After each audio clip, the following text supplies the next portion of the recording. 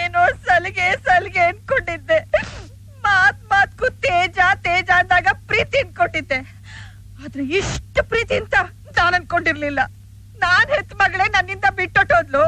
ಅವಳ ಬಾಯಿಂದಾನೆ ಅಮ್ಮ ಅಂತ ಕರೆಸ್ಕೊಳಕ್ಕಾಗ್ಲಿಲ್ಲ. ಇನ್ಯಾವಳ ಹೆತ್ತಿವನಿಗೆ ನಾನ್ ಯಾಕೆ ಅಮ್ಮ ಆಗ್ಲಿ?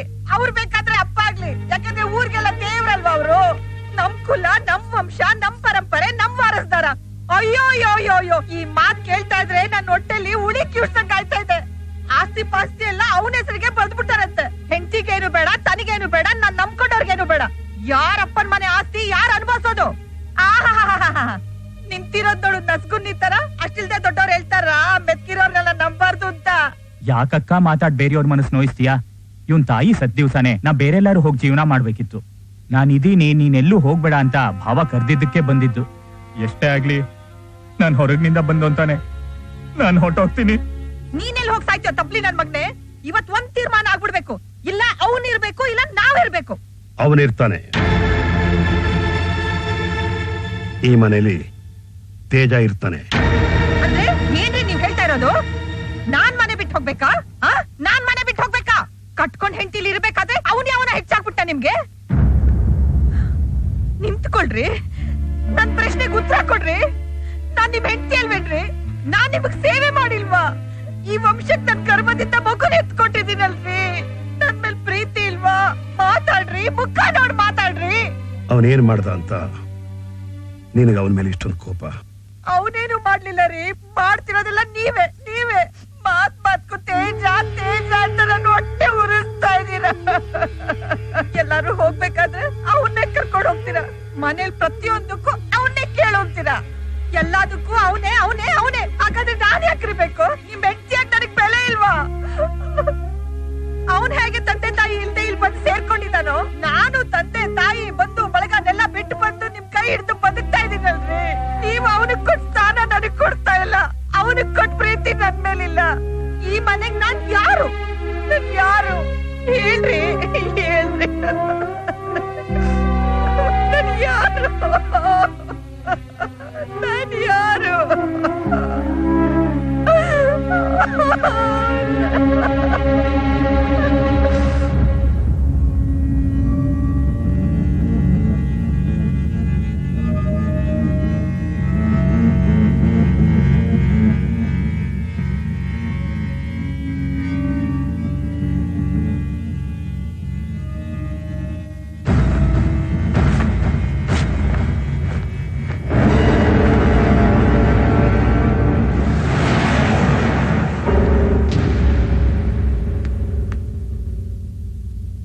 ನೋಡು, ಮಚ್ಚೇಟ್ಗಳಿಗೆ ಎಷ್ಟು ಒಲಗೆಗಳಿದೆ ಅಂತ, ಎಷ್ಟು ಗುಂಡಿರೇಟ್ಗಳಿದೆ ಅಂತ ನೀನೇ ನೋಡು. ಇದೆಲ್ಲ ನಿನ್ನ ಗಂಡನ ಮಹಿಮೇಲಿರ್ಬೇಕಾಗಿತ್ತು. ಆದ್ರೆ ಒಂದು ಸೊಳ್ಳೆ ಕಚ್ಚಿದ ಕಲೆನೂ ಕೂಡ ನನ್ನ ಮೇಲಿಲ್ಲ. 18 ವರ್ಷಗಳಿಂದ ನನ್ನ ಪ್ರಾಣಕ್ಕೆ ಕಾವಲಾಗಿದ್ದಾನೆ. ಅವನಿರೋದ್ರಿಂದಾನೇ ನಿನ್ನ ಗಂಡ ಇನ್ನೂ ಜೀವಂತವಾಗಿದ್ದಾನೆ. ಇಲ್ದಿದ್ರೆ ಯಾವತ್ತೋ ಒಂದು ಹೆಣ್ಣಿಗೆ ಜೀವಕ್ಕಿಂತ ಮಾಂಗಲ್ಯ ಮುಖ್ಯ, ಸಂಬಂಧಗಳಿಗಿಂತ ಕುಂಕುಮ ಮುಖ್ಯ. ಬೆವರಲ್ಲಿ ಕುಂಕುಮ ಕರಗೋದ್ರು ತನ್ನ ಗಂಡನ ಜೀವಕ್ಕೆ ಎಲ್ಲ ಅಪಾಯ ಆಗುತ್ತೇನೋ ಅಂತ ನರಳ್ತಾಳೆ. ಸದಾ ದೇವರಲ್ಲಿ ತನ್ನ ಗಂಡ ಚೆನ್ನಾಗಿರ್ಬೇಕು ಅಂತ ಬೇಡ್ಕೋತಾಳೆ.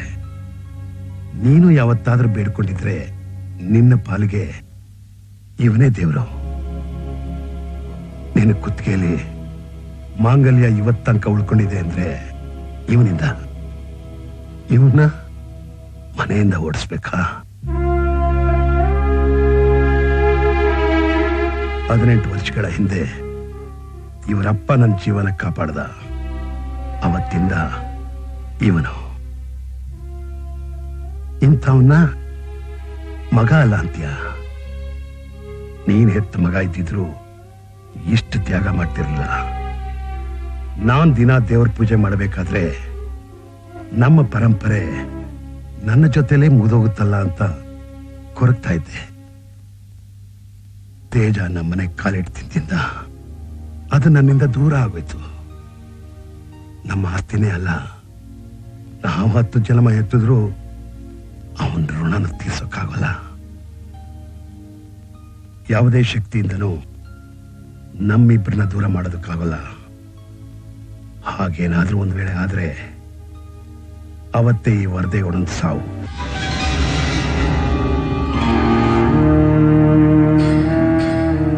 ಅಪ್ಪಾಜಿ,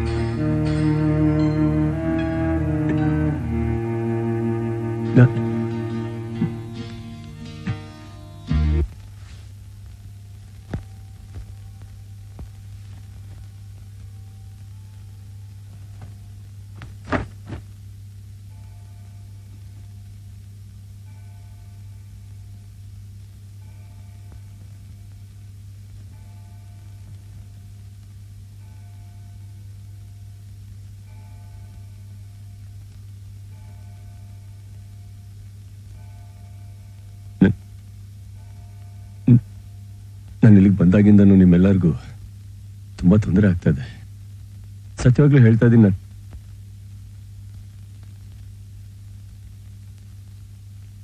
ಏನೇನು ಅಪೇಕ್ಷಿಸ್ಕೊಂಡಿಲ್ಲ ಬಂದಿಲ್ಲ ಅಮ್ಮ.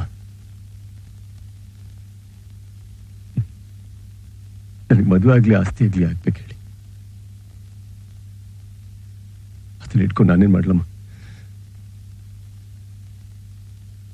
ಅಪ್ಪಾಜಿಗಿಂತ ದೊಡ್ಡ ಆಸ್ತಿ ನನಗೆ ಪ್ರಪಂಚದಲ್ಲಿ ಸಿಗೋದಕ್ಕೆ ಸಾಧ್ಯನೇ ಇಲ್ಲ. 18 ವರ್ಷದಿಂದ ನಿಮ್ ಕೈ ತಿನ್ಕೊಂಡು ಬೆಳ್ಕೊಂಡ್ ಬಂದಿದ್ದೀನಮ್ಮ. ನಿಮಗೆ ನೋವು ಯಾಕೆ ಕೊಡ್ಲಿ ಹೇಳಿ? ನನ್ನಿಂದ ನಿಮ್ ಕಣ್ಣಲ್ಲಿ ನೀರು ಬರೋದು ಬೇಡ.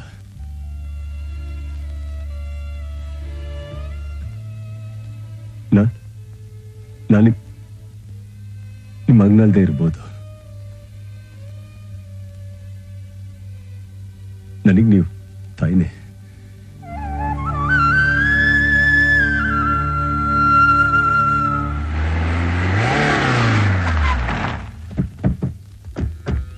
ಮದ್ವೆ ಅನ್ನೋದು ನನ್ ಸ್ವಂತ ವಿಷಯ.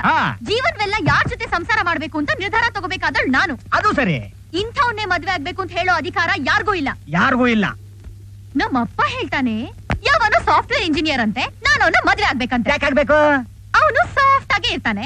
ಯಾರಾದ್ರೂ ನನ್ನ ಮುಟ್ಟಕ್ ಬಂದ್ರೆ ಕರ್ಕೊಂಡ್ ಹೋಗು ಸ್ವಾಮಿ ಅಂತ ಕಳಿಸ್ಬಿಡ್ತಾನೆ. ಕಷ್ಟ ಯಾಕೆ ಅಂತ. ನಮ್ ತೇಜ ಹಾಗ ಸುಮ್ನೆ ನೋಡಿದ್ರೆ ಸಾಕು ಸುಸ್ಸು ಬಂದ್ಬಿಡುತ್ತೆ. ಅದು ನಿಜಾನೇ. ಅಂತ ಹುಡ್ಗ ಗಂಡನಾಗ್ಬೇಕು ಅಂತ ಎಲ್ಲ ಹುಡ್ಗಿರು ಆಸೆ ಪಡ್ತಾರೆ. ನಾನು ಹಾಗೇನೆ. ಅಲ್ಲಿಗೆ ಗಂಟು ಮೂಟೆ ಕಟ್ಕೊಂಡು ಸೀದಾ ಬಂದ್ಬಿಟ್ಟು ನಾನು ಬರ್ಬೇಕಾಯ್ತು. ನಮ್ಮ ಮಾವ ಒಪ್ಕೊಂಡ್ಮೇಲೆ ಜಗತ್ತೇ ಒಪ್ಕೊಂಡಂಗೆ. ಮಾವಯ್ಯ, ವಾಟ್ ಅ ಲುಕ್! ಟೈಗರ್ ನೀವು, ಟೈಗರ್! ನಂಗೆ ಆಶೀರ್ವಾದ ಮಾಡಿ. ನನ್ ರೂಮ್ ಎಲ್ಲಿದೆ? ಅದಕ್ಕೆ ಅಟ್ಯಾಚ್ ಬಾತ್ರೂಮ್ ಇದೆ ಅಲ್ವಾ? ಅತ್ತೆ, ಅಲ್ಲಿ 24 hours ಹಾಟ್ ವಾಟರ್ ಬರುತ್ತೆ ಅಲ್ವಾ? ಮಾ ತಾಯಿ, ಎಲ್ಲಾ ರೂಮಲ್ಲೂ ಗೀಸರ್ ಇದೆ, ಹೋಗಮ್ಮ. ಅಬ್ಬಾ, ನಾನ್ ಫ್ರೆಶ್ ಆಗ್ಬೇಕು, ರೂಮ್ಗೆ ಹೋಗಿ ಬರ್ತೀನಿ. ಗಂಗಾಧರ, ಭವ, ಅವ್ರ ತಂದೆಗೆ ಫೋನ್ ಮಾಡು. ಸರಿ ಭವ.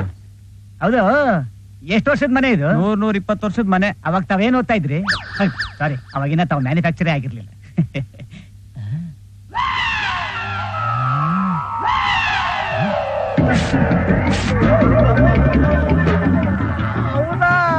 ನಿನ್ನ ಹೆಸರು ರಂಗ, ತೇಜನ ಶಿಷ್ಯ.